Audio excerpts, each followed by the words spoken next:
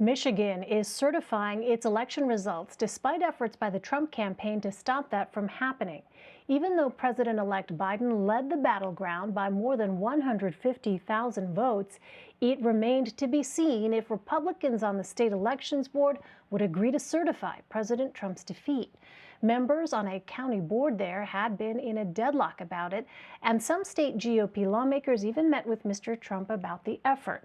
For more, CBS News 2020 campaign reporter Adam Brewster joins me now. He covers the states of Michigan and Wisconsin for our political unit. Welcome, Adam. So is this the end of the road for the Trump campaign's hopes to win Michigan?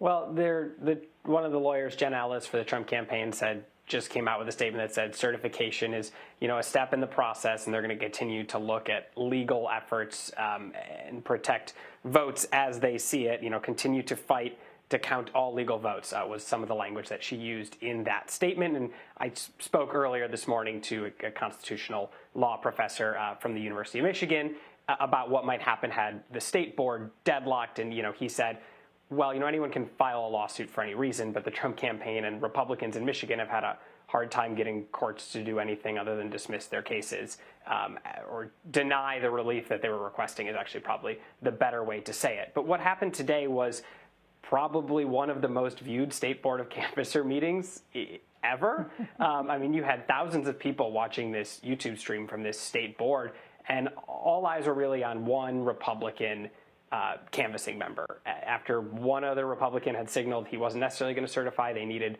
one to certify for it to move forward and for the process to wrap up. He signaled early on, this is our duty, this is what we have to do.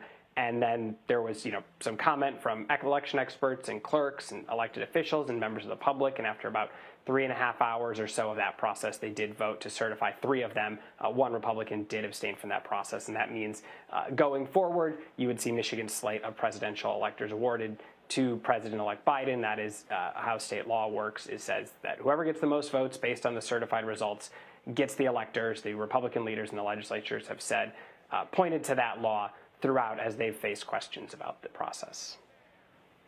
Well, because, leading up to the vote to certify, people will remember that the top lawmakers in Michigan's Republican-controlled legislature traveled to Washington to meet with President Trump, staying at the Trump Hotel in Washington. In the process, what was the point of that trip?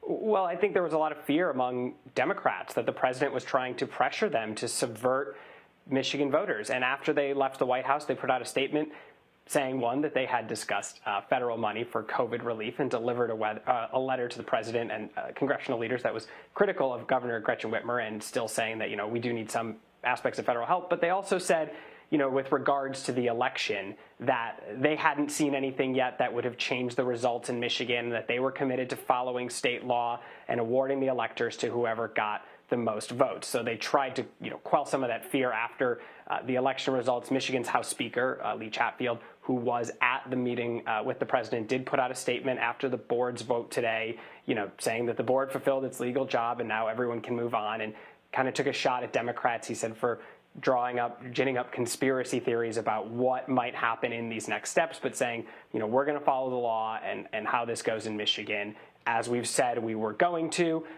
He also referenced that the Michigan legislature has started a process of looking into the state's election process and some of the questions that Republicans have raised and that were raised in some of these affidavits by people involved in the absentee counting process who said they saw some irregularities, and they're trying to make the election process better. The State Board of Canvassers voted to ask the legislature to look at the election process and improvements that can be made going forward. You did hear Democrats and Republicans suggesting reforms that they would like to see to streamline the process. This was the first time Michigan dealt with large quantities of absentee voting, and I think the expectation is that is something that's going to continue in the state of Michigan once that has started. Maybe not at the level you saw this year, but there seems to be an understanding that there do have to be some new processes put in place going forward to streamline this process and have everyone feel a little better about the election process as a whole.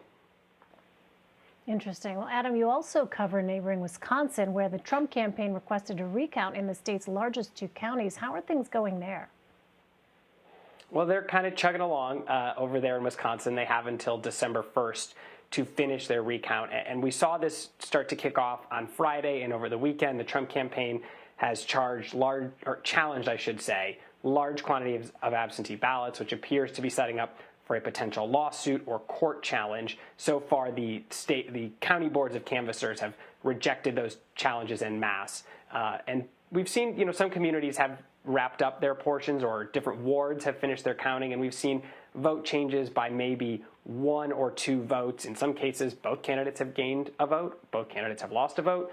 Sometimes one person has gained 1 extra vote or lost 1 extra vote. It doesn't, very minuscule changes so far from what we've seen. Dane County was about a quarter of the way through. That's Madison. That's one of the counties. Milwaukee County said today that things were moving along a little bit quicker than they had been over the weekend when the day started. So in the next several days, we should start to see some progress.